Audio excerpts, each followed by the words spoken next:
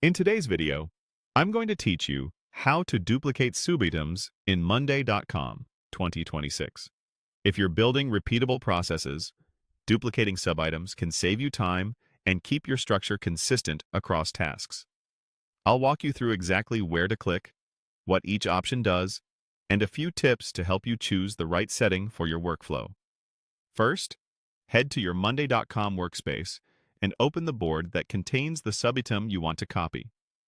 Make sure you're looking at the parent item that holds that subitem. If subitems are collapsed, expand them so you can see the specific row you'll be working with. You'll need permission to view and edit subitems on this board. If you can't interact with them, check with your admin or board owner. Now, move your cursor over the subitem you want to duplicate. As you hover, a three-dot icon, sometimes called the More Actions menu, appears on the right side of that subitem's row. Click those three dots to open the menu. Inside that menu, look for the Duplicate option. Don't click right away. Hover over Duplicate to reveal the available duplication choices. You'll see two clear paths here, each designed for a different need. Choose Duplicate with updates if you want a true, full copy. This option brings over the subitem's column values, like statuses, assignees, dates, and numbers, along with the entire updates section. That includes the conversation history, notes, and any files shared within those updates.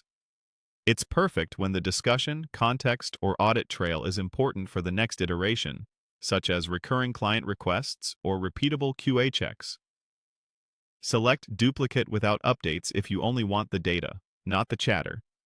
This creates a fresh subitem with the same structure and column values, but it leaves the updates feed empty. It's ideal for templating, minimizing noise, or kicking off a new task that doesn't need the previous conversation. You'll still get the same fields and configuration, just without the historical comments. After you pick your option, Monday.com immediately creates the copy under the same parent item.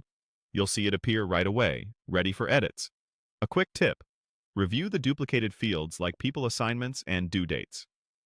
If your workflow requires a clean start, adjust those values now to avoid confusion or unintended notifications.